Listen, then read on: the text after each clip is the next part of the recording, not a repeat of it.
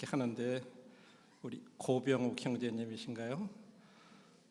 찬양을 온 몸으로 하시는 것 같아요. 진짜 그냥 모든 감정과 목소리와 참. 근데 이제 울산에 찬양이 이렇게 크지가 않아요. 근데 여긴 진짜 우렁차는 게 한 분이 그렇게 해서 아마 다 전염이 되셨나 봐요. 제가 이제 영천의 어떤 장례식장에 갔더니 어느 자매님이 어디서 안면은 있는데 하여간 어디서 뵙긴 뵙다 싶은데 형제님 제가 울산 중부에 리모델링 했다고 그래서 한번 가가지고 놀란 게 3가지가 있어요. 그래요. 그게 뭔데요? 그랬더니 처음에 입구에 딱 들어갔는데 입구가 너무 좁아가지고 놀랬고 근데 딱 2층에 올라가가지고 본당을 딱 보니까 너무너무 넓고 그냥 막 성도들이 많아서 놀랬고 또 한 가지는 그러니까 그게 첫 번째 연결된 거예요. 입구는 좁은데 2층에 올라가 보니까 막 넓고 너무 홀이 그냥 놀랐다. 두 번째는 빵을 하는데 빵이 얼마나 큰지 와 저렇게 크게 만드는구나 해가지고 그 만찬빵 진짜 크거든요. 엄청 크게 해요. 그래가지고 그래서 3번째 뭐예요? 그랬더니 성도들이 그렇게 많고 그런데 왜 아멘 소리가 이렇게 작아요? 기도하고 뭐 감사하고 그러는데 아멘 하는 소리가 꼬리만 하다는 거예요. 성도들 왜 이렇게 많은데 이렇게 아멘이 작아는 거야? 장로님들이 다 양 같아서 그래요. 큰 소리로 안 하다 보니까 성도들이 다 따라서 그러는가 보다 하고 여담으로 좀 이렇게 드렸는데 자, 두 번째 시간에는 이 성도들 구제하는 거에 대해서 구제하기라는 이 말은 헌금하고도 이렇게 헌금하는 거, 드리는 거, 어떤 여러 가지로 이렇게 표현될 수 있는 성경에는 막 여러 가지로 사용이 되고 있어요. 근데 성도님들이 왜 이제 이 부분을 성도 교제의 회복과 연결해서 구제하는 거에 대해서 생각해 보셨을까? 그런 주제를 생각하셨을까? 우리 장로님들이 한번 그런 것들을 저도 준비를 하면서 생각을 좀 해봤습니다. 그래서 3군데 말씀에서 산상순 마태복음 6장 1절로부터 4절에 보면 이제 5, 6, 7장이 이 산상순이라고 저희들이 말을 하고 있는 건데 6장의 1절로부터 4절에 보면 거기서 구제에 대한 것을 말씀하고 있고요. 그다음에 고린도후서 8장에서는 이 구제의 7가지 원칙에 대해서 말씀하고 있고 고린도후서 9장에서는 그렇게 구제했을 때 그 구제에 대한 보상 7가지 보상에 대해서 말씀을 해주고 있습니다. 그래서 이 3가지를 이렇게 말씀을 좀 드리기로 원하는데 구제가 뭐냐 그랬을 때 정의를 찾아보니까 자연적인 재해나 사회적인 피해를 당하여 어려운 처지에 있는 사람을 도와주는 걸 구제라 그런다. 이렇게 얘기해요. 평상 잘 아는 말인데 한번 정의를 찾아봤어요. 그냥 우리 도와주고 하고 그냥 가난한 사람들 이렇게 해보면 구제한다고 이제 이렇게 생각을 하는 건데 그런데 이게 제가 이제 구약도 한번 쭉 찾아봤는데 제가 굉장히 양이 많기 때문에 그냥 구약에는 구제라는 말이 직접 이렇게 사용된 데가 잠언 11장 25절에 구제를 좋아하는 자는 풍족해질 거다. 직접 구제라는 말을 썼는데 그 말을 히브리어로 찾아보니까 베라카라고 하는 단어인데 이건 원래 축복이라는 단어예요. 복이라는 단어인데 그걸 구제라고 이렇게 번역을 해놨더라고요. 실제 의미는 축복이라는 그런 의미. 그다음에 이제 그런 어떤 구제라고 직접 말은 안 했지만 구제의 정신을 얘기한 것이 가난한 자를 불쌍히 여기는 것은 여호와께 꾸어드리는 거다. 이렇게 말씀하고 있어요. 그래서 구약에도 구제 정신이 많아요. 그래서 이스라엘 백성들은 농사 같은 거 이렇게 지었을 때 볕단이라든지 이런 거 하고 나면 이삭 흘리는 거 주지 말아라. 가난한 사람들이 주워가다가 주지 말아라. 그런 말씀들도 있고요. 포도 따거나 감나무 딸 때 저 높이 있는 거 그냥 끝까지 다 따지 말고 좀 내둬라. 짐승도 먹고 가난한 사람들도 먹게 좀 놔둬라. 그런 말씀들도 있고 여러 가지 그런 구제 정신에 대해서 얘기하는 말씀들이 참 많이 있어요. 또 사람들이 어떤 다른 사람들이 농사지은 밭에 들어가서 그 이삭 같은 거 이렇게 따먹는 것도 허락을 해요. 그러나 그걸 갖다가 막 통째로 막 비워간다든지 그래서는 안 된다는 거죠. 자, 그런 것들이 구약 성경에도 나와 있고 이제 신약에도 제가 한번 이 구제라고 관련된 단어들을 한번 쫙 다 한번 찾아봤어요. 그때 크게 세 단어로다가 이제 원어상으로는 이제 이렇게 그 세 단어로다가 이렇게 사용된 것들을 이렇게 볼 수가 있었는데 굉장히 다양하게 번역이 돼 있어요. 그래서 저희들이 참고로 좀 이렇게 보시고 여기 그 사도행전 6장 1절에 나오는 이는 말씀에 우리 사도들은 그 말씀과 전도하는 일, 그 다음에 집사들은 이제 구제하는 일을 이렇게 나눠서 한 그런 말씀이라든지 거기에 사용된 그 단어들을 똑같은 단어들이 집사, 이제 직분, 직무 여러 가지로 다 번역들이 굉장히 많이 됐더라고요. 그래서 이제 이런 것들은 이제 참고로 그냥 이렇게 좀 말씀을 드리고 이 산상수훈에서 말하는 이제 구제에 대한 거 좀 말씀을 드리겠습니다. 먼저 마태복음 6장 1절 2절입니다. 사람에게 보이려고 그들 앞에서 4절까지 읽겠습니다. 너희 의의를 행하지 않도록 주의하라. 그리하지 아니하면 하늘에 계신 너희 아버지께 상을 받지 못하느니라. 그러므로 구제할 때 외식하는 자가 사람에게 영광을 받으려고 회당과 거리에서 하는 것 같이 너희 앞에 나팔을 불지 말라. 진실로 너희에게 이르노니 그들은 자기 상을 이미 받았느니라. 너는 구제할 때 오른손이 하는 것을 왼손이 모르게 하여 네 구제함을 은밀하게 하라. 은밀한 중에 보시는 너희 아버지께서 갚으시리라. 자, 이 말씀의 배경은 서두에 잠깐 말씀드렸지만 마태복음 5장, 6장, 7장이 우리 주님이 말씀하신 유명한 산상수훈이에요. 그런데 마태복음 5장에 보시면 1절로부터 11절에서는 이제 팔복에 대해서 말씀을 해주세요.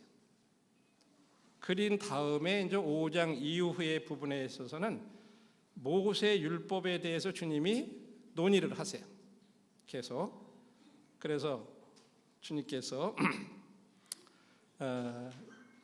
5장에서 이 주님이 이렇게 논의하기 위해서 택한 그 율법의 요점들은 뭐냐면 유대인 율법 교사들이 오랫동안 수년 동안 자기들이 어떤 이기적인 목적을 달성하기 위해서 그 말씀을 의도적으로 잘못 해석하고 적용했던 그런 부분들에 대해서 주님이 딱딱 지적해서 얘기를 하셨던 거예요. 그래서 거기 말씀에 보면 주님이 이런 말씀이 마태복음 여러분 5장을 이렇게 보시면요. 너희가 이렇게 들었으나 나는 너희에게 이른다. 너희가 이렇게 들었으나 율법 교사들에게 너희들이 이렇게 들었지만 나는 너희들 이렇게 얘기한다. 그렇게 얘기하시면서 계속해서 말씀을 하세요. 그러면서 주님이 의도하신 건 뭐냐면 그것을 뭔가 율법의 그 부분을 갖다가 바꾸려고 하신 것이 아니라 오히려 이제 백성들이 잘못된 해석을 듣고 이해하는 것을 바로 잡아 주시려고 이제 그렇게 말씀하신 거예요. 그러면서 이제 6장에 오셔가지고 주님께서 지금 얘기하시는 거예요. 그 독선적이고 아주 위선적인 그 바리새인들의 그와 같은 잘못된 행위를 질책하시면서 지금 첫 번째 이 6장에서 얘기하시는 것이 뭐냐면 이 구제하는 것하고 그들이 기도하는 것에 대해서 두 관행, 이 잘못된 부분들에 대해서 얘기를 하셨어요. 그러면서 6장 1절로부터 4절까지 해서 교훈하신 것은 뭐냐면 성도들은 자신이 구제할 때 내가 이렇게 돈이 많고 뭐 그래가지고 이렇게 많이 했어 하는 식으로 그렇게 과시하지 말라 하는 그거를 바로 잡아 주셨어요. 오늘날도 그런 것들이 교계나 이런 일반 교회에서도 또 많이 그런 것들이 있어요. 그래가지고 막 헌금 뭐 봉투에다가 얼마 그러면은 또 그거 앞에서 막 발표해 줘. 그러면 사람들은 이제 못한 사람들은 또 위축될 거 아니에요. 아유, 돈도 못 내고 뭣도 못 하고 그런 사람이라고 또 낙인 찍힐까 봐. 그런 것 때문에 교회 나가기 싫다. 그런 분들도 계시고. 또 뭐 심지어는 뭐 그래프를 막 그려놓고서 막 누가 많이 했느냐 막 그런 것들. 여러분 이게 참 웃을 일 같지만요, 실제로 그런 일들이 벌어지고 있어요. 주님이 이제 그런 것들을 지금 얘기하시는. 성도들은 구제할 때 또 헌금하고 그러는 거 내가 이만큼 했어 하고 드러내고 과시하고 그러지 말라는 거예요. 그러면서 뭐라고 말씀하셨죠? 예. 오른손이 하는 거 왼손이 모르게 해야 된다. 그럼 뭐 눈 감고 이렇게 지갑에다가 집어넣어가지고 돈 나오는 대로 이렇게 해가지고 그러면 오른손 모르고 왼손 모르고 그렇게 하려는 말인가요? 그런 의미는 아니죠. 예. 진짜 은밀하고 조용한 가운데 드려야 되고 또 사람에게 칭찬받으려고 드려서도 안 된다고 하는 것을 우리들한테 이제 가르쳐주기 위해서 비유적으로 그냥 오른손이 하는 건 왼손이 모르는 것처럼 그렇게 하라는 거예요. 사람들에게 드러나지 않게. 진짜 우리들이 한번 주님 앞에 드리는 것들에 대해서 난 진짜 구제하는 거에 대해서 뭐 은연 중에라도 나 얼마 정도 했는데 뭐 이런 거 과시하고 있지는 않는지, 아니면 또 내가 이렇게 구제하는 거를 다른 사람들이 아는 것을 내가 진짜 좋아하는지, 은근히 마음 가운데 나를 알아주길 원하는지, 진짜 이런 모든 것들에 대해서 다시 한번 생각을 해보고, 우리가 그냥 돈만 주님 앞에 드리는 게 구제가 아니라 우리들이 성경에서 말하는 구제라고 말할 때는요, 거기에 우리 보통 요즘은 그걸 뭐라 그러면 재능 기부라고 하는 이런 말을 많이 해요. 그죠? 재능 기부라는 말로도 이제 사회적으로 많이 통상. 그래서 우리들의 시간, 우리들의 재능, 또 우리들의 이런 아주 귀하게 여기는 그런 물질, 보물들, 이런 것들이 다 적용될 수 있는 게 지금 우리들이 얘기하는 이런 부분들은 꼭 뭐 내가 돈 들였다는 거 아니라 내가 또 뭘 잘해, 뭐 기타 치고 뭐 하고 그럴 때 그게 진짜 주님이 나한테 주셔가지고 근데 그거 가지고 하면 좋은데 그거 가지고 나는 이렇게 잘한다 뭐 이렇게 과시하는 걸로 한다면 그것도 안 되는 거죠. 그런 부분들을 얘기하고 있어요. 그래서 저희들이 구제할 때 성경에서 말하고 있는 구제의 원칙에 대해서 고린도후서 8장이 전체적으로 그런 것을 말씀하고 있는데, 그 가운데서 이제 대표적인 말씀을 하나 이렇게 생각해 보는 것은 고린도서 8장 9절에 보면 우리 주 예수 그리스도의 은혜를 너희가 알거니와 부요하신 자로서 너희를 위하여 가난하게 되심은 그의 가난함을 인하여 너희로 부요케 하려 하심이라. 이게 사실은 구제를 생각하면서 우리들한테 주님이 어떤 분이셨는데 우리에게 어떻게 해주셨냐 하는 걸 생각할 때 우리가 그 정신을 가지고 할 수 있다는 거예요. 올바른 구제를. 주님은 부요하셨던 분이지만 우리를 때문에 가난하게 되셨어요. 하나님의 아들이셨고 죄가 없으신 그분이 저와 여러분들과 같은 죄 있는 사람의 모양으로까지 이 세상에 오셨다는 거예요. 사람들이 보기에는 진짜로 별 볼 일 없는 사람처럼 그렇게 보였던 거예요. 그래서 사람들이 멸시하고 막 그런 걸 당하셨어요. 그러나 주님은 저와 여러분들을 살리시기 위해서, 그 죄로부터 건져내시기 위해서 자기 자신을 완전히 십자가에서 내어주시기까지 그렇게 우리를 사랑하신 분이라는 거죠. 진정한 의미의 그 구제를 우리들이 생각해보면, 우리가 뭐 좀 가난하고 이렇게 어려운 사람들 이렇게 돕고 그럴 때 내가 난 뭔가 좀 그런 거 내가 있어서 도운 거가 한 거 같고 뭔가 생색내려고 하는 거, 그런 것하고 전혀 정신이 다른 거예요. 주님이 우리를 위해서 자신을 내어주신 것. 그래서 이제 구제의 7가지 원칙을 이 고린도후서 8장에서 말하는 첫 번째는요, 7가지 중에 첫 번째는 자신을 먼저 주님께 드리라고 하는 거예요. 두 번째는 희생의 수준까지 드리라. 세 번째는 주님의 본을 따라서 드리라. 네 번째는 균등의 원리를 따라서 드리고, 다섯 번째는 자원함으로 드리고, 여섯 번째는 있는 대로 드리고, 일곱 번째는 계획한 대로 드리라. 여기에 대해서 하나하나 간단하게 말씀을 드리겠습니다. 자신을 먼저 주님께 드리라고 하는 이 원칙이 모든 성도들의 구제에 있어서 가장 중요한 원칙이에요. 여기 마케도니아 사람들은 먼저 자신을 드렸고 그 다음에 구제를 했다, 이렇게.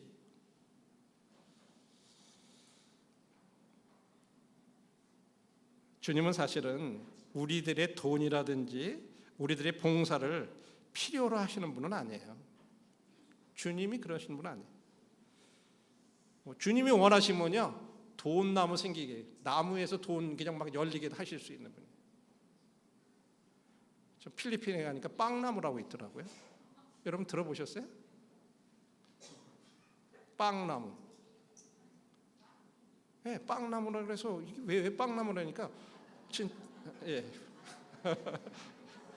빵이 여러분 나무에 열릴 것 같아요? 처음 들어보셨죠? 근데 빵나무가 있어요. 그 왜 그러냐 그랬더니 열매가 이만한데 그거 진짜 따가지고 찌니까 빵 같더라고요.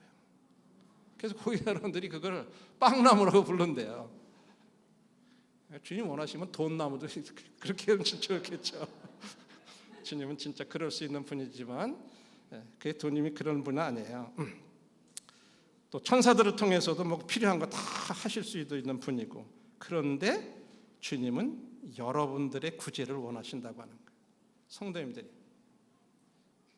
그런데 중요한 것은 먼저 주께 자신을 드리고 그리고 나서 우리에게 주었다. 5절에 보면 그래요. 그러니까 우리들 자신을 먼저 주님께 드리고 그 다음에 다른 사람에게 주는 거예요. 그 순서를 우리들이 주목할 필요가 있습니다.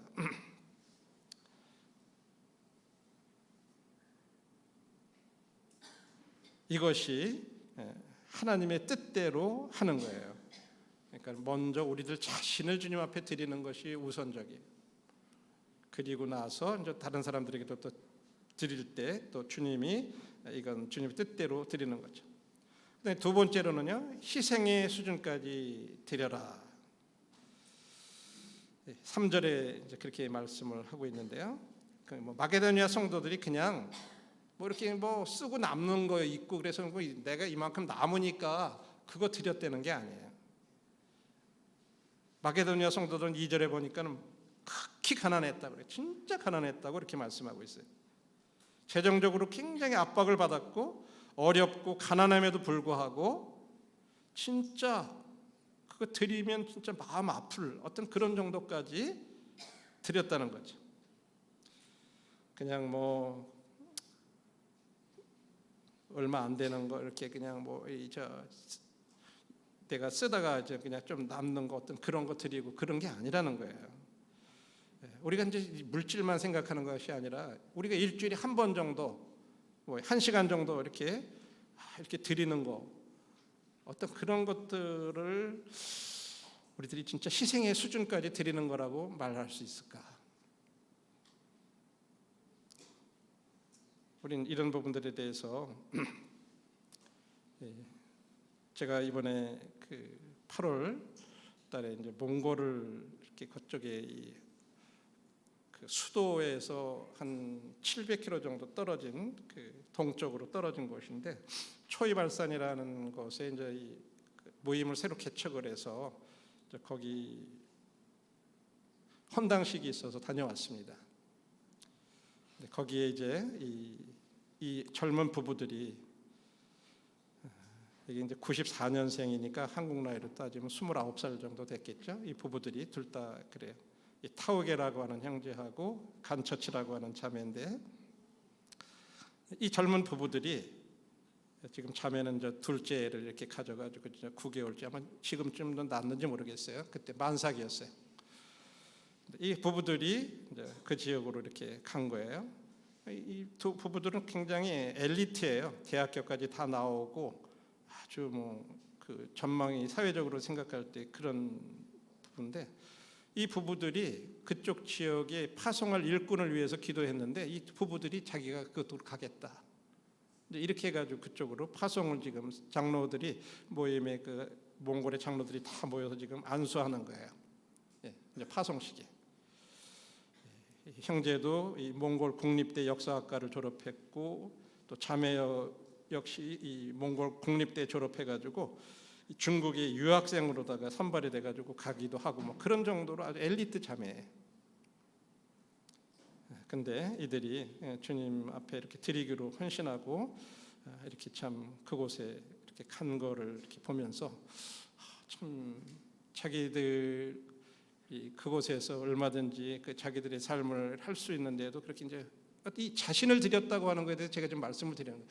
먼저 자신을 주님 앞에 드렸다. 그랬는데 또 한 부부를 이렇게 또 하나가 봤는데 거기에 이 차가 한 대가 있는 거예요.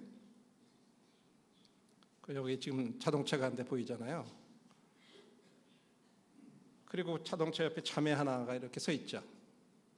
이 연관이 돼 있는 거예요. 아까 그 이 젊은 타오게라고 하는 형제가 대학생일 때 아주 농구를 좋아해가지고 막 운동하다가 오른쪽 다리 아킬레스건이 끊어졌어요. 그런데 올해 3월달에 그 또 울란바토르 청년들 구도자들하고 막 농구를 하다가 왼쪽 또 아킬레스건이 또 끊어진 거예요. 양쪽이 다. 그래서 2달 동안 누워 있고 막 이런 사이에 이 초이발산 예배당 장소가 결정되고 또 장소 이제 구매하고 막 이렇게 하면서 이제 성도들이 가서 리모델링하고 막 이제 이런 거예요. 그런데 이 사정을 알고 이 울란바토르 수도에 있는 여기에 있는 이 자매가 인케라고 하는 자매인데 이 젊은 부부들이 애 하나 있지 또 이제 그건 낳을 거지. 그런데 이제 새로운 지역에 가가지고 이 주님 섬긴다 그럴 때 아유 저거 아프고 그런데 어떻게 일을 하지? 이래가지고 자기가 타던 이 차를 그냥 기부한 거예요. 여러분 이게 쉬울 것 같아요? 더군다나 제가 이 자매의 사정을 좀 이렇게 들어보니까 1985년생이에요. 38살인데 애들이 5명이에요. 5남매. 큰아들이 중학교 3학년, 둘째 딸이 중학교 1학년, 셋째 딸이 초등학교 2학년, 넷째 아들이 3살, 막내 아들이 1살. 막내 아들 1살짜리를 데리고요. 거길 갔는데 몇 시간 걸리느냐? 12시간. 제가 여기서 비행기 타고 가는데 3시간 반 걸렸거든요. 그 다음 날 고속버스처럼 관광버스 대절해서 성도들이 거기 다 가는데 거기까지 가는데 아침 9시에 출발해서 밤 9시에 도착해요. 그렇게 멀어. 그 1살짜리를 데리고 거기까지 가가지고 봉사하러 가는 자매. 근데 이 자매가 차를 기증을 했대. 근데 이 자매 같은 경우는 남편이 아직 안 믿어요.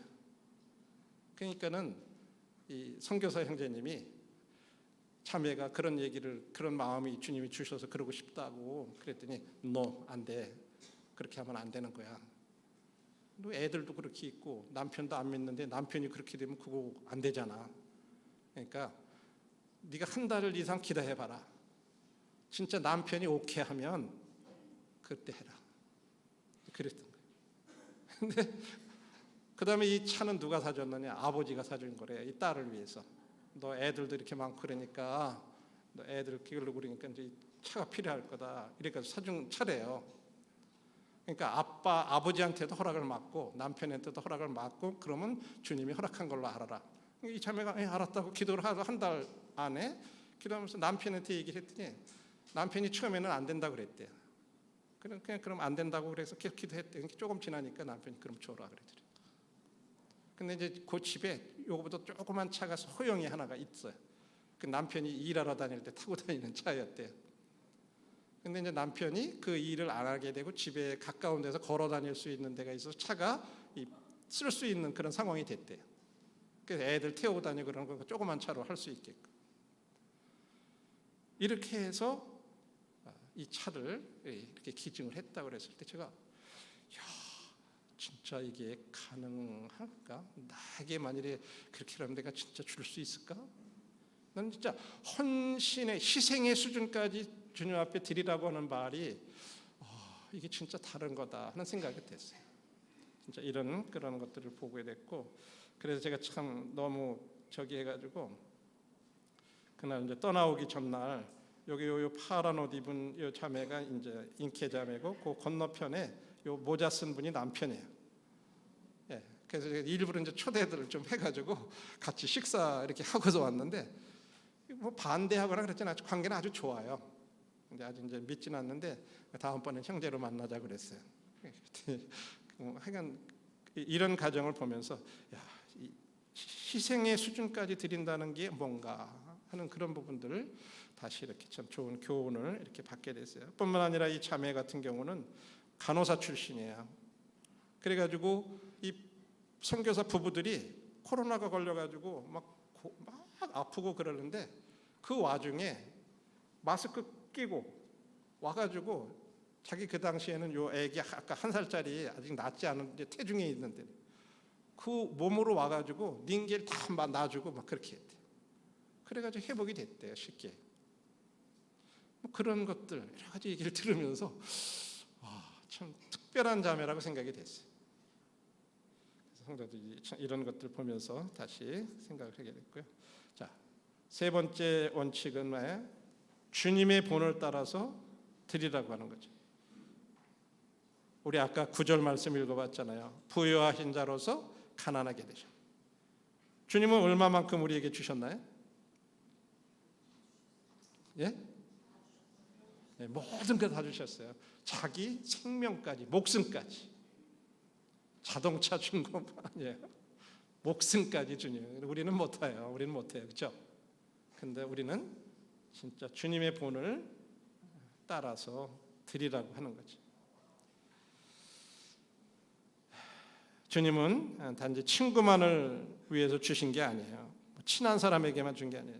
원수들, 여러분과 저와 같은 사람들을 위해서 전생애를 주님이 다 바치셨어요. 왜 그랬나요? 가난한 우리들이 부유하게 하시려고. 우리 아무것도 없었던 사람들, 물론 물질적인 것만 얘기하는 게 아니에요. 우리는 진짜 하나님 앞에서 우리는 아무것도 없는 사람들이에요. 근데 지금은 우리가 하나님의 자녀가 되게 하셨어요.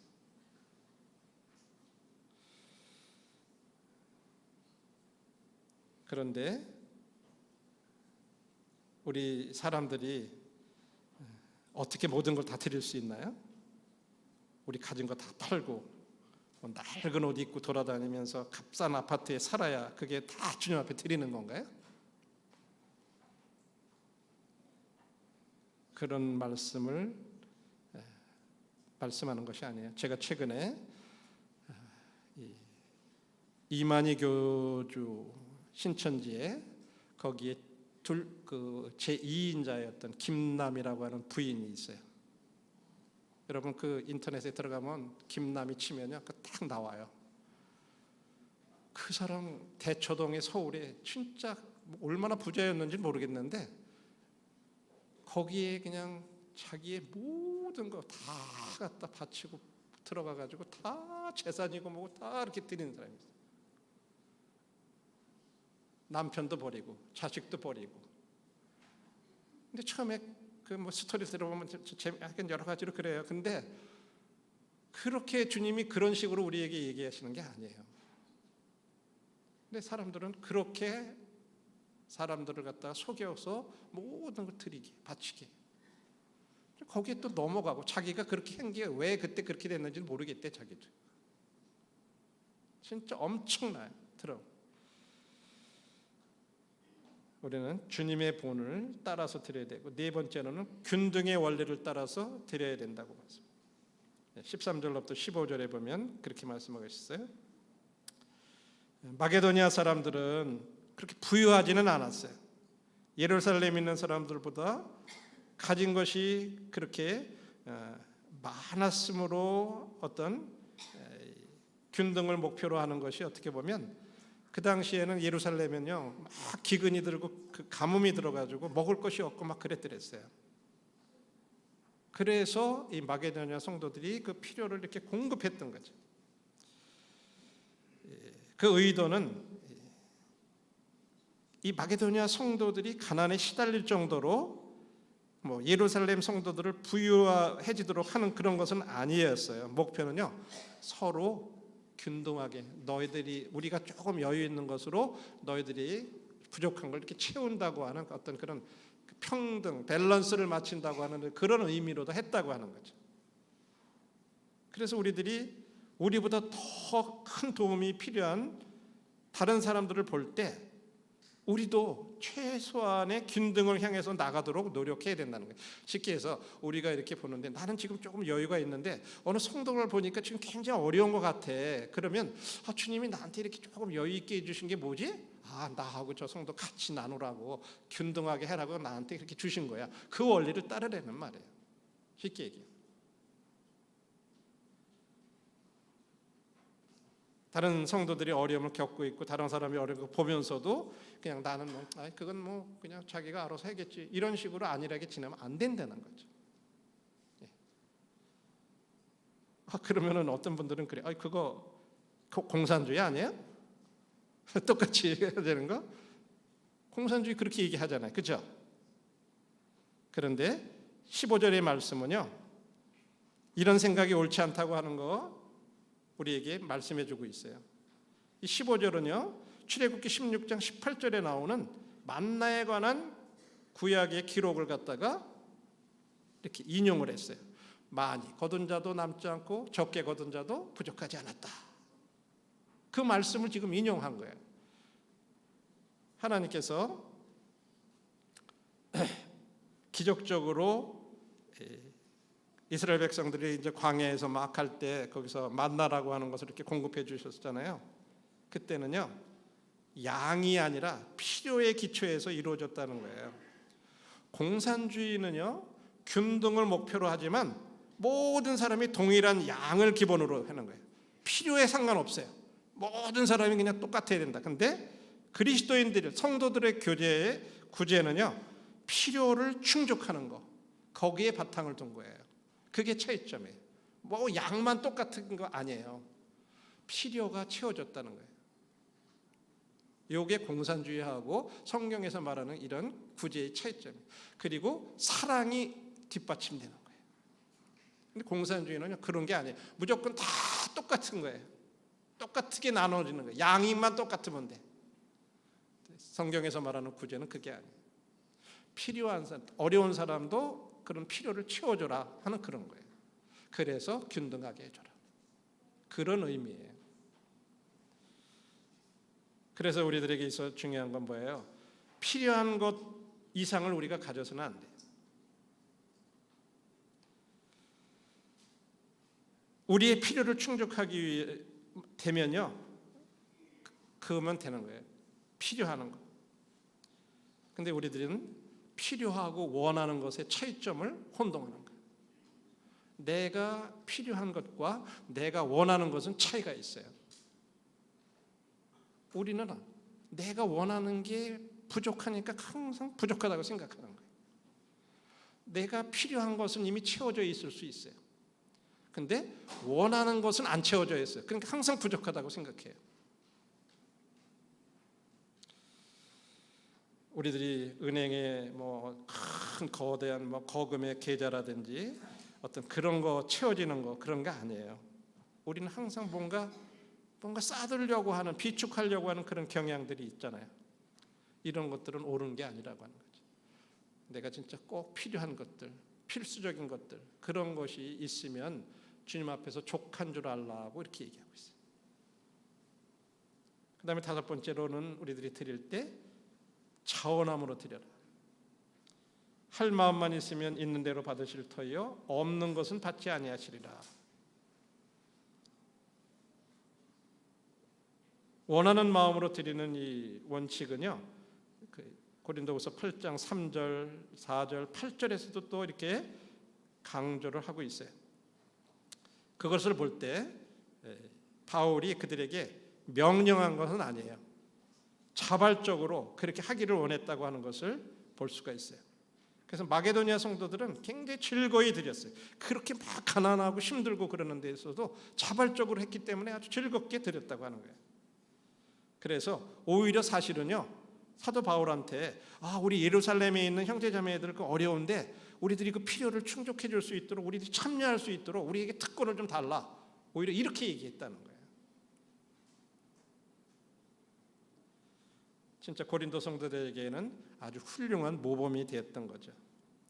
사실은 이 말씀은 오늘날 우리들에게도 하시는 메시지예요. 우리들이 어려운 성도들을 볼 때. 그래서 사실 한국 교회는 참 제가 이 열린길 선교후원회를 이렇게 하면서 참 감사한 것은 우리 성도들이 참 이런 모습들이라고 하는 것을 보게 돼요. 왜? 제가 코로나 때 다들 어려우셨잖아요. 이거 보면은 뭐 사업하시는 분들 모든 분들 다 우리 주변에 보면 임대 뭐 가게 하는 것들 다 안 돼가지고 막 우리 사방에 보면 그랬잖아요. 얼마나 실제적으로 성도님들도 어려움 당하고 계시잖아요. 그런데 선교지에 보내는 헌금이 전혀 줄질 않아요. 그래서 성도들이 계속해서 보내고 있어요. 저는 이제 다른 교계의 그런 선교단체도 들어봐요. 완전히 그래서 선교사들 막 돌아오고 있어요. 근데 저희들 모임 진짜 그렇지 않아요. 성도들이 이렇게 자원함으로 이렇게 드리는 거기 때문에 그래. 이걸 뭐 억지로 막 강제적으로 법으로 다 이렇게 한다고 해서 이렇게 되겠어요? 안 되잖아요. 그리고 여섯 번째는 있는 대로 드리라고 하는 거죠. 내가 가지고 있는 걸 드리라는 거예요. 빚내서 드리라는 게 아니에요. 하나님은 그런 거 원하시는 거 아니에요. 있는 것 가지고 드리는 거죠. 우리 주님께서는 우리가 가지고 있지 않는 것을 드리기를 기대하시지 않아요. 우리가 가지고 있는 것을 바탕으로 그거에서 드리기를 원하시는 거예요. 있는 대로 드리기를 원하고 계시죠.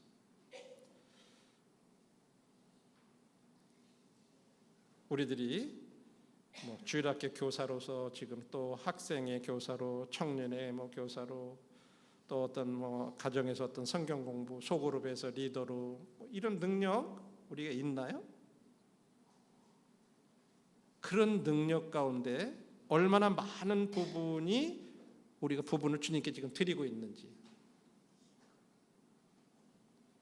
얼마나 많은 부분이 사용되지 않고 개발되지 않은 채 그냥 남아있고 드려지지 않고 있는지, 우리 이제 역으로 한번 그런 걸 생각해 볼 필요가 있어요.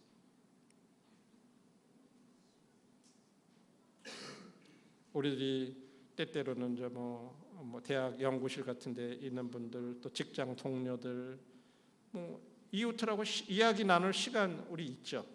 그죠? 그런데 진짜 주님의 사랑으로 그 사람들에게 다가가기 위해서 얼마나 많은 시간을 할애하고 있는지. 주님은 우리가 뭔가를 주님 앞에 드리는 것보다도 우리가 남긴 것에 대해서 그렇게 더 중요하게 여기지 않는다고 하는 거예요.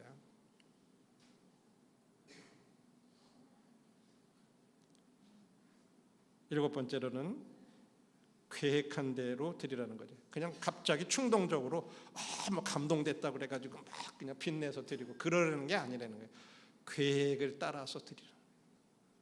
주님 앞에 어떻게 한 달에 어느 정도를 이렇게 내 삶 가운데서 허락되는 범위 안에서 드리겠습니다라고 이렇게 계획하고 어떻게 준비하고 그렇게 하라는 거예요. 저는요, 이 고린도전서 후서 8장 9장 읽으면서 사도 바울이 너희들이 이렇게 한 거에 대해서 내가 사람들을 미리 보내서 이렇게 준비하는 것이 옳다고 생각한다 그러면서 그래야 그것이 참 연보답다 하는 말을 처음에 읽을 때는 주님을 의지하고 주님 앞에 맡기면 기도로 다 해야지 왜 사람들 보내가지고 왜 준비시키게 하고 뭐 그렇게 했을까? 처음에 좀 그런 생각도 했어요. 그게 진짜 연봉가? 근데 그게 아니더라고요. 진짜 이 계획에 따라서 이렇게 하는 것이 성경적이에요. 그래서 이 8장 11절에 보면 이제는 하던 일을 성취할지니 이라고 이렇게 원함만 가지고는 충분하지 않다고 하는 거예요. 의도적인 계획, 시간이나 재능이나 물질이나 따로 떼어놓기로 어떤 한 결정을 내려야 된다고 하는 거예요. 그리고 계획에 따라서 실제적으로 드리는 일이 있어야 된다고 하는 거죠. 그런데 고린도 성도들은요, 좋은 의도들은 가지고 있었어요. 그러나 그것을 성취를 못했기 때문에 지금 사도 바울이 그것을 목적 같은 것을 완성해라 이렇게 말씀한 거죠. 그래서 그리스도인의 교제는 이처럼 실제적인 계획에 따라서 이렇게 드려져야 된다고 하는 것을 말씀하고 있고요. 우리 중에 많은 사람들이 구제에 대해서 좋은 의도하고 나도 그러고 싶고 원하고 있고 그런 거 갖고 있어요. 그런 거 맞아 그렇게 해야 돼 하고 동의도 해요. 하지만 우리가 정말로 연필과 종이를 꺼내놓고 주님의 사업에 자신을 바치기 위해서 얼마나 많은 내가 여가 시간을 희생할 건가, 내가 이런 시간들을 이렇게 쓸 건가, 아니면 주님을 위해서 쓸 건가, 이런 걸 진짜 계획해 보는가, 그런 거 계획해 본 적이 있는지, 또 내가 월급 받는 거 있으면 그 중에서 진짜 몇 %를 드려야 할 것인지 결정하고 그런 걸 한번 계산해 본다. 그리고 나서 실제로 그것을 드리고 있는지, 이런 게 굉장히 중요한 것 같아요. 충동적으로 우발적으로 그냥 마음에 하면 그냥 기쁘거나 뭐 하고 그러면 막 하고 기분파처럼 뭔가 그냥 그렇게 하지는 말라는 거죠.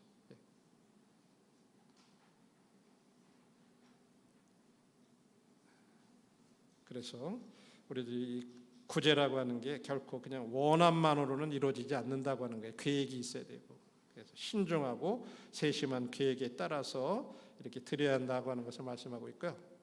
자, 시간 관계 때문에 관계에서 바로 그럼 우리가 그렇게 구제를 했을 때 거기에 대해서 하나님께서 어떻게 보상하시는가 하는 것에 대해서 7가지를 말씀을 드리면 고린도서 9장입니다. 그 중에서 이제 하나 대표적인 말씀만 이렇게 먼저 드리는데 9장 8절에 보면 하나님이 능히 모든 은혜를 너희에게 넘치게 하시나니 이는 너희로 모든 일에 항상 모든 것이 넉넉하여 모든 착한 일을 넘치게 하게 하려 하심이라. 여기 모든이라는 거 나중에 한번 설명을 드릴게요. 자, 첫 번째 그러면서 이 구제에 대한 보상을 생각할 때 이 그리스도인들은 마음으로부터 드려야 돼요. 보상을 바라는 것이 아니라 실제적으로 사랑이 동기가 돼야 된다고. 그리고 그것이 원동력이 돼야 된다고 하는 것을 말씀하고 있으면서 그러면서도 분명하게 얘기하는 것은 구제에 대해서는 반드시 우리들에게 보상이 있다고 하는 것을 얘기해 주는데 7가지를 고린도후서 9장에서 얘기해 줘요. 우리는 나중에 뭐 하늘나라에 가면 하나님이 나 헌금 많이 했으니까 구제 많이 했으니까 뭐 이런 거 많이 주시고 또 이 세상에서도 뭐 이런 축복 저런 축복 뭐 자식들 잘 되고 뭐 부자 되고 그런 게 보상이라고 우리는 생각하는 경향들이 있어요. 또 그렇게 전하는 분들도 있어요. 그래서 막 교회에 헌금 많이 해야 된다 이렇게 얘기하지만 성경에서 말하는 보상은 그런 것들하고는 조금 거리가 멀어요. 첫 번째로는요, 무한한 축복을 받게 된다. 이게 무슨 말인가? 두 번째로는 우리들 개인의 필요가 채워진다고 하는 거예요. 주님 앞에 드리게 될 때. 그다음에 세 번째로는 우리가 또 그렇게 구제할 수 있는 자원을 하나님께서 계속 갖게 우리들에게 공급해 주신다고. 그다음에 네 번째로는 우리들의 그런 구제 기록이 영원히 기억되고 지속된다고 하는 거예요. 다섯 번째는 배가의 법칙에 따라서 우리를 보상해 주신다는 거예요.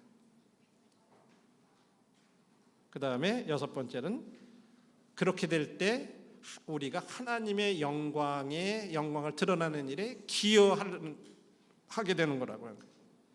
그리고 일곱 번째는 오히려 다른 사람들이 우리를 위해서 구제하는 사람들을 위해서 기도해 준다고 하는 거예요. 이게 무슨 보상인가 이렇게 생각하실지 모르겠는데 하나하나 한번 설명을 드리겠습니다. 첫 번째는 무한한 축복을 받는다는 이 표현은 6절에 나와 있는 말씀이에요.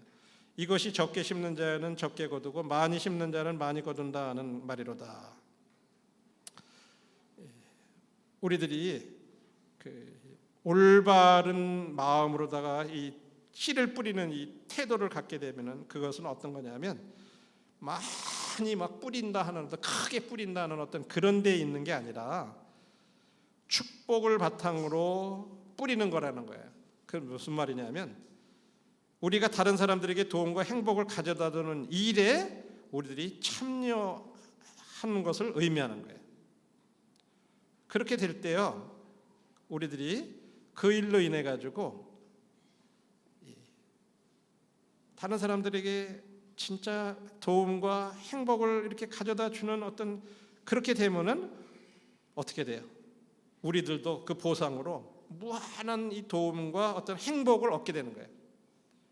이게 굉장히 큰 축복이에요. 다른 사람들을 구제하면요, 하나님께서 우리들에게 보상으로 기쁨과 이런 것들을 보상해 줘요.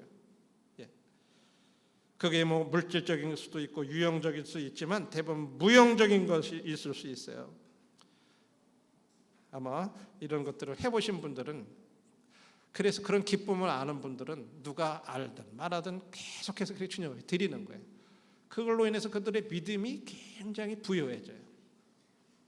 또 이 모든 것이 주님으로부터 왔다고 하는 것을 인정하는 그런 믿음이 되기 때문에 뭐 조금 뭐가 부족하거나 그래도 뭐 걱정하거나 그러지 않아요. 그런 축복을 누리게 돼요. 이런 것들이 굉장히 큰 축복이에요. 두 번째로는 우리 개인들의 필요가 채워지게 된다고 하는 거죠.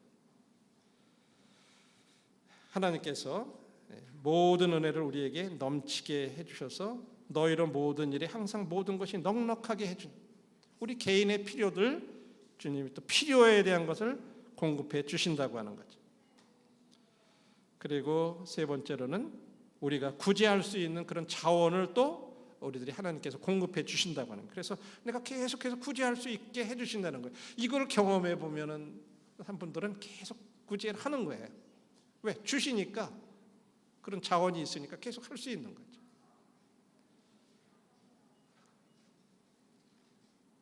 그리고 9절, 10절, 11절에도 여기 끊임없이 하나님께서 그것을 공급해 주시겠다고 약속을 했죠. 이 말씀대로 너희로 하여금 계속해서 심을 것을 주셔서 풍성하게 하시고 너희의 의의 열매를 더하게 하시겠다.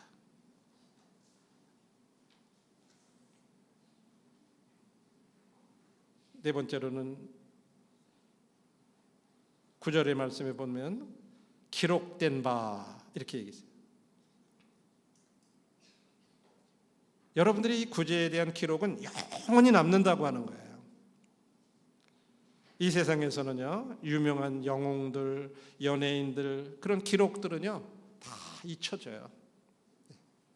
여러분들 유명했던 분들, 그들이 세상 떠나거나 그런 분들, 그러고 나면 그냥 사람들 기억 속에서 없어져요. 그렇지 않아요? 근데 주님 앞에 우리들이 드린 구제에 대한 기록은 영원히 남는다고 하는 거죠. 그리고 이 주님이 보상해 줄 때는 배가의 법칙에 따른다는 거예요. 곱하기 법칙에 따르는 거예요. 세상의 자연적인 원리들은 그냥 뿌린 대로 거두지만은요, 이 배가의 법칙은 그 뿌린 대로 거둔다는 원칙을 뛰어넘어요. 하나님께서 우리들이 자연계뿐만 아니라 이 영적인 영역에서도 이런 것들을 하나님께서 이렇게 축복으로 해주신다고 하는 거죠. 그래서 우리의 작은 씨앗으로도 믿을 수 없는 일을 하게 하셔요. 그런데 중요한 것은 씨앗을 우리가 뿌리지 않으면 배가의 법칙은 작동하지 않는다고 하는 거예요. 다시 말해서 우리들이 구제하지 않으면 하나님께서 우리들을 이렇게 곱하기 법칙으로 축복해 주시는 그런 것을 경험할 수 없다고 하는 거죠. 여섯 번째는 하나님의 영광에 우리들이 기여하게 해주신다고. 11, 12절에 보면 너희가 모든 일에 넉넉하여 너그럽게 연보함은 그들이 우리로 말미암아 하나님께 감사하게 하는 것이라. 이 봉사의 직무가 성도들이 부족한 것을 보충할 뿐만 아니라 사람들이 하나님께 드리는 많은 감사로 말미암아 넘쳐서느니라. 13절에 이 직무로 증거를 삼아 너희가 그리스도의 복음을 진실히 믿고 복종하는 것과 그들과 모든 사람을 섬기는 너희의 후한 연보로 말미암아 하나님께 영광을 돌리고. 이게 이제 구제에 대한 여섯 번째 그런 보상을 말해주고 있어요. 여러분들이 하나님의 영광에 기여했다고 하는 공로를 인정받는 거예요. 지금 이 고린도 성도들이나 마게도냐 성도들이 예루살렘 교회를 구제한 결과는요, 단순히 그냥 예루살렘 성도들이 그 필요만을 공급한 그거 이상인 거예요. 여기 보니까 감사가 하늘에 계신 아버지께 올라갔다. 그래. 이 감사는 하나님께 영광을 돌려드리는 일이에요. 그런 일을 할 수 있도록 이 고린도 성도들, 마게도냐 성도들이 기여한 거예요. 예. 그렇게 됐을 때 마지막으로 14절에 보니까 또 그들이 너희를 위하여 간구하며, 거꾸로 이제는 예루살렘 성도들이 이들을 위해서 기도해 주는 거예요. 이게 마지막 주시는 보상이에요. 성도님들, 여러분 성도님들을 위해서 기도해 주고 있는 사람이 몇 분이나 계세요? 나를 위해서 기도하는 분이 몇 사람이나 있을까? 한번 생각해 보신 일이 있었나요? 장로님들, 또 모임에 기도하는 자매님들 몇 분? 그런데 이 구제는 바로 우리들이 진짜로 다른 사람들의 이런 필요를 충족시킬 뿐만 아니라 그 보답으로 이 드리는 사람들을 위한 기도, 보호, 지원을 어떤 체계를 갖다 구축해 준다고 하는 거예요. 이게 이 하나님의, 지금 우리가 영적인 싸움을 싸워가는 데 있어서 기도 지원을 받는 거 진짜 큰 보상이에요. 우리 그렇게까지 연결이 안 되는 거예요, 잘. 그러다 보니까 우리들이 구제에 있어서 좀 어려운 경우들이 있죠. 자, 마지막 결론 드리고 이제 시간 관계상 마치겠습니다. 지금 이 15절의 말씀이 어떻게 보면 우리들이 이 모든 구제에 있어서 마지막 결론의 말씀으로도 드릴 수 있어요. 그리스도인의 구제에 있어서 대한 모든 보상은 주님께서 우리를 위해서 자신을 주셨기 때문에 가능한 거예요. 아까 우리가 읽어봤잖아요. 부여하신 자로서 가난하게 되신 그것 때문에 가능한 거예요. 그래서 그것을 뭐라고 표현하냐면 말할 수 없는 그의 선물이라, 은사다. 그걸로 말미암아 하나님께 감사드린다. 우리들이 이렇게 구제할 수 있는 거, 어떤 것들은요, 주님이 나를 위해서 자기 자신을 내어주신 그것 때문에 가능하고, 그렇게 했을 때 주님이 우리들에게 보상해 주시는 거, 이거 선물이에요.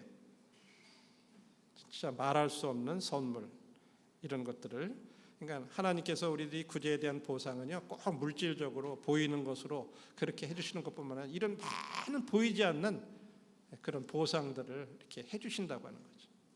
우리들이 이런 비밀을 알 때 우리가 구제할 수 있는 거예요. 그래서 오늘 다시 한번 그렇게 되면 이런 걸 통해서 성도들이 아까 사랑과 선행을 격려하는 한 방법이에요. 이런 것들이 보이지 않게 나를 기억하고 있구나, 성도들이 잊지 않고 있구나, 이러면서 힘을 얻게 되는 거죠. 근데 그냥 내가 아파도 어려워도 신경을 안 쓴다 이렇게 생각하면, 그래 나는 여기에서 무슨 그냥 좀 그런 사람인가 보다 이렇게 생각하다 보면 떠나는 거예요. 그게 그렇게 되면 모이기를 피하는 사람처럼 돼버리는 거죠. 중단하게 되고 떠나게 되고. 그래서 구제도 교제의 회복에 있어서 굉장히 중요한 한 요소가 되는 거죠. 오늘 좀 시간이 많이 지났는데 여기까지 마치도록 하겠습니다. 감사합니다.